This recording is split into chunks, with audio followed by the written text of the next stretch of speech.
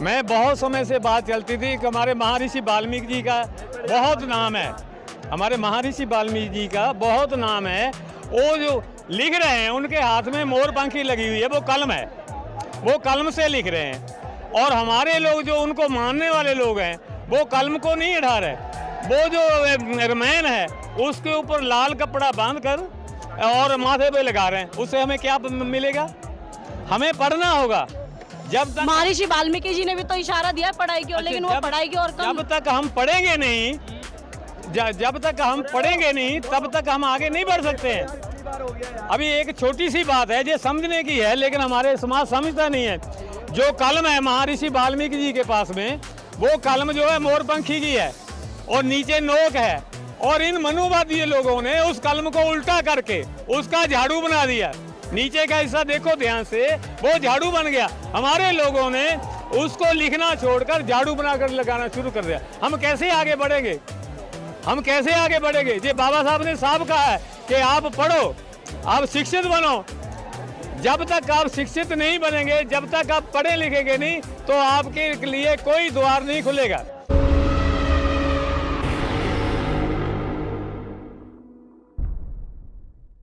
इस वक्त हमारे साथ मान्यवर काशीराम के साथ जब मान्यवर काशीराम थे तब उस वक्त उनके साथ जो बीएसपी में कार्य कर चुके हैं, आज वही तमाम लोग, बसपा के लोग भी यहाँ पर देखने के लिए मिलेंगे। उनसे भी हम बात करेंगे। सर पहले तो अपना नाम बताएं आप। मेरा नाम हरबंस लाल संधू है और मैं पंजाब से बिलोंग करता हूँ, और मैं 1980-82 से ही दिल्ली में साहब जी के हिसाब किताब में आ गया था। आई है आज। हाँ जी। चंद्रशेखर ने आह्वान किया था रामलीला मैदान के लिए, वहाँ उन्हें परमिशन नहीं दी हाँ जाती। जी, हाँ जी, हाँ जी। अगर वहीं पर कहीं की कोई जागरण होता है, कोई कीर्तन होता है, तो उन्हें तुरंत परमिशन मिल जाती है दूसरों को। देखो ऐसा है, गवर्नमेंट नहीं चाहती है कि हम लोग अपनी आवाज़ उठा सकें। ये गवर्नमेंट के ये जो प्रॉब्लम है, हमारी प्रॉब्लम नहीं, गवर्नमेंट की प्रॉब्लम है। वो चाहती ही नहीं है कि कोई हमारे खिलाफ आवाज़ उठाए, तो जिससे कि जो लोगों के अंदर कुछ जागृति आए, क्योंकि वो नहीं चाहते हैं। लेकिन हम लोग ये चाहते हैं कि हमें जो है, हमारे अपने ही लोग आज तक धोखा दे रहे हैं। हमें मनुवादी बीजेपी से, कांग्रेस से या केजरीवाल से कोई खतरा नहीं है।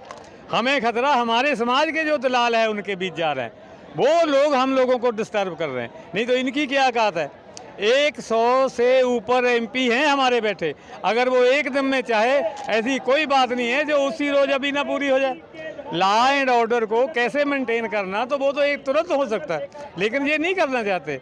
तो इस वजह से आज का जो माहौल है, आज का जो जनसैलाब आया है, ये समाज के अंदर दबाव इतना बढ़ गया है, ये मनुवादी लोगों का, ये लटेरे का, गुंडों का इतना दबाव बढ़ गया, इतना जुल्म बढ़ गया है, तो उससे लोग उठकर निकल कर आ रहे हैं, इस जुल्म का मुकाबला करने के लिए आ रहे हैं। सर मेरा एक सवाल है, जो महारैली की जा रही है यहाँ पर आरक्षण को लेकर के, जो आरक्षण का विरोध हम लोग कर रहे हैं कि आरक्षण जो है नहीं होना चाहिए, बंटवारा नहीं होना चाहिए, जो बाबा साहब ने आरक्षण दिया वो चलना चाहिए। लेकिन तमाम जो दूसरे पक्ष के लोग हैं, क्योंकि सुप्रीम कोर्ट ने फैसला कोई जात पात को देख करके नहीं करा है, उन्होंने सिर्फ ये कहा है कि जो पीछे रह गई जाती हैं उन्हें आरक्षण नहीं मिला है, तो उनके लिए बोला गया है। लेकिन इसमें दो ही जातियाँ सबसे ज़्यादा देखी जा रही हैं जो आपस में लड़ती हुई नजर आ रही हैं। वो बार बार कहती हुई नजर आ रही कि अगर वाल्मीकि समाज में, अगर जाटव समाज का या चमार समाज का कोई व्यक्ति आता है तो उन्हें जूते मारे जाएं। यानी कि आज इतनी नफरत वाल्मीकि समाज के अंदर आ गई है जाटव समाज को लेकर के। ये जो नफरत है, ये सुप्रीम कोर्ट जो है वो गैर संवैधानिक काम करता है।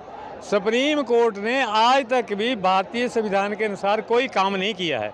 आज तक उसने डिवाइड एंड रूल की वो नीति अपना रखी है, और गवर्नमेंट भी वही करती है। तो डिवाइड एंड रूल्स तो चल ही रहा है। तो गवर्नमेंट जो है कुछ काम खुद करती है, कुछ गवर्नमेंट जो है सुप्रीम कोर्ट से करवा रही है। और हमारे लोगों के अंदर इतनी हिम्मत नहीं होती कि वो सुप्रीम कोर्ट का दरवाजा खटखटाएं, हमें न्याय मिले। न्याय तो हमारे उसी समय मर जाता है जब हम थाने में जाते हैं, हम FIR दर्ज करवाने जाते हैं, हमारी कोई सुनता नहीं है। अब सुप्रीम कोर्ट के जज जो है वो बिना इंटरव्यू से, बिना एग्जाम से वो जज बनकर बैठे हैं, वो लोगों को न्याय देंगे। लेकिन उसी सुप्रीम कोर्ट के अंदर एक चपड़ासी जो है, उसी सुप्रीम कोर्ट के अंदर जो एक चपरासी की नौकरी करेगा उसको इंटरव्यू देनी पड़ेगी, उसको एग्जाम देना पड़ेगा। अच्छा, इतना बड़ा फर्क है। मेरा एक सवाल है आपसे आखिरी, कि जैसे आज आरक्षण की बात हो रही है, वहाँ पर बात की जा रही है, अगर आरक्षण नहीं मिला वाल्मीकि समाज को, सारा आरक्षण जो जाटव चमार खा गए, बात ये बार बार लौट कर आ रही है कि जाटव और चमारों ने सबसे ज्यादा आरक्षण खाया है। और उसी प्रकार से अगर बात करी जाए एसटी समाज की, तो उसमें मीणाओं ने खाया है। हमारा नाम मतलब बहुत ज्यादा ही बदनाम किया जा रहा है। लेकिन अगर देखा जाए, अगर एक काबिल बच्चा है, चाहे वो जाटव समाज का या अन्य किसी भी समाज का है, और एक पढ़ा लिखा कम है, तो दोनों में से नौकरी किस व्यक्ति को ज्यादा मिलेगी? जो आदमी पढ़ेगा वही आगे बढ़ेगा। मैं बहुत समय से बात चलती थी कि हमारे महर्षि वाल्मीकि जी का बहुत नाम है, हमारे महर्षि वाल्मीकि जी का बहुत नाम है। वो जो लिख रहे हैं उनके हाथ में मोर पंखी लगी हुई है, वो कलम है, वो कलम से लिख रहे हैं। और हमारे लोग जो उनको मानने वाले लोग हैं वो कलम को नहीं उठा रहे, वो जो रमैन है उसके ऊपर लाल कपड़ा बांध कर और माथे पे लगा रहे हैं। उससे हमें क्या मिलेगा? हमें पढ़ना होगा। जब तक महर्षि वाल्मीकि जी ने भी तो इशारा दिया है पढ़ाई की ओर, लेकिन वो पढ़ाई की ओर कम। जब तक हम पढ़ेंगे नहीं, जब तक हम पढ़ेंगे नहीं तब तक हम आगे नहीं बढ़ सकते हैं। अभी एक छोटी सी बात है जो समझने की है, लेकिन हमारे समाज समझता नहीं है। जो कलम है महर्षि वाल्मीकि जी के पास में, वो कलम जो है मोरपंखी की है और नीचे नोक है, और इन मनुवादी लोगों ने उस कलम को उल्टा करके उसका झाड़ू बना दिया। नीचे का हिस्सा देखो ध्यान से, वो झाड़ू बन गया। हमारे लोगों ने उसको लिखना छोड़कर झाड़ू बनाकर लगाना शुरू कर दिया। हम कैसे आगे बढ़ेंगे? हम कैसे आगे बढ़ेंगे? ये बाबा साहब ने साफ कहा है कि आप पढ़ो, आप शिक्षित बनो। जब तक आप शिक्षित नहीं बनेंगे, जब तक आप पढ़े लिखेंगे नहीं, तो आपके लिए कोई द्वार नहीं खुलेगा। और हमारे लोग इतने शिक्षित बन गए हैं, आज वो उनको पूछा नहीं जा रहा। इंटरव्यू हो रही है, इंटरव्यू में सारे रिजेक्ट कर रहे हैं। अब आप कहाँ खड़े हो? इंटरव्यू हो रही है, उसमें रिजेक्ट करे गए। लेटर एंट्री, चोर दरवाजा, ये मोदी जी ने, ये कांग्रेस के टाइम से ही चल रहा है। मेरे पास में ऐसी ऐसी लिस्टें हैं कि कितने हजारों लोग, ब्राह्मण लोग SC ST के नाम पर नौकरियां कर रहे हैं। पंजाब में भी है, हरियाणा में भी है, हिमाचल में भी है, लेकिन उन लोगों के ऊपर कोई एक्शन नहीं हो रहा। पंजाब की आपने बात करी, वहाँ पर कहा जा रहा है, जो वाल्मीकि समाज के लोग बता रहे हैं कि पंजाब में जब से आरक्षण में वर्गीकरण हुआ है, तब से देखा जाए तो जितना जाटव समाज को आरक्षण मिला है, उतना ही और भी अन्य जातियों को मिला है वर्गीकरण से।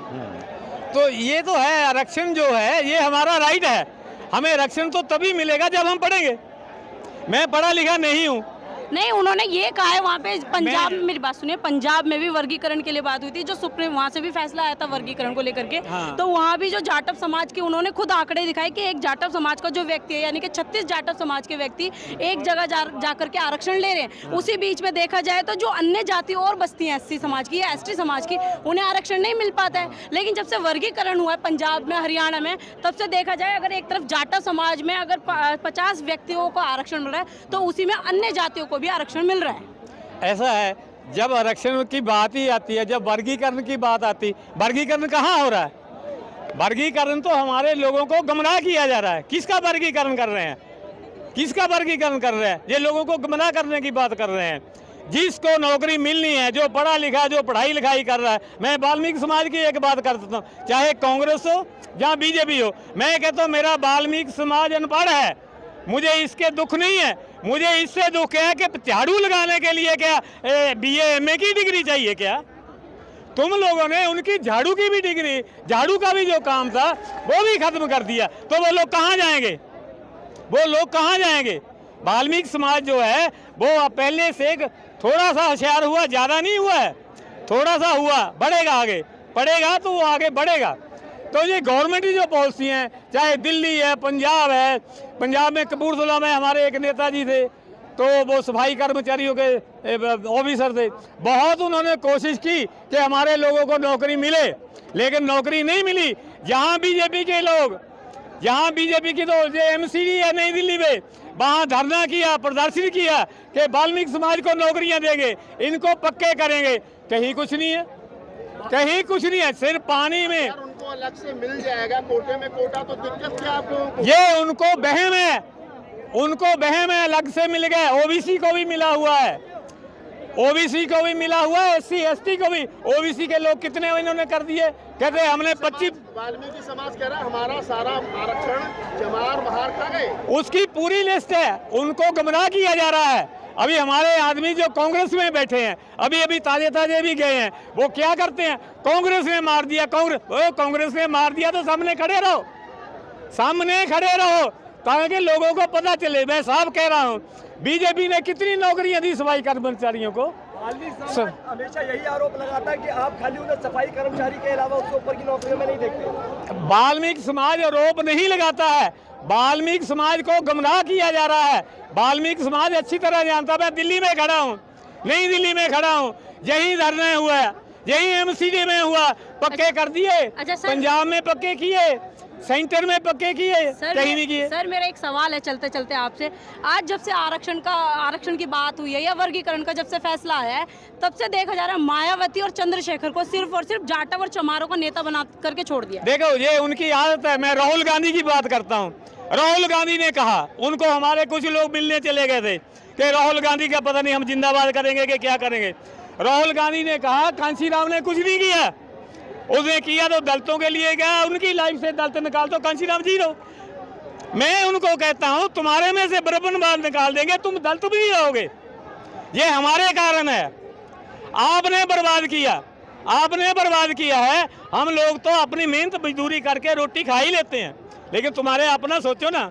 चलिए हैं, ये अपनी मोदी जी हैं, इतना झूठ बोला दुनिया के अंदर, कहीं भी जाओ झूठ बोलो, और हर मंदिर में घंटा बजाने गया, और राहुल गांधी उसकी पूंछ पकड़ के पीछे गया।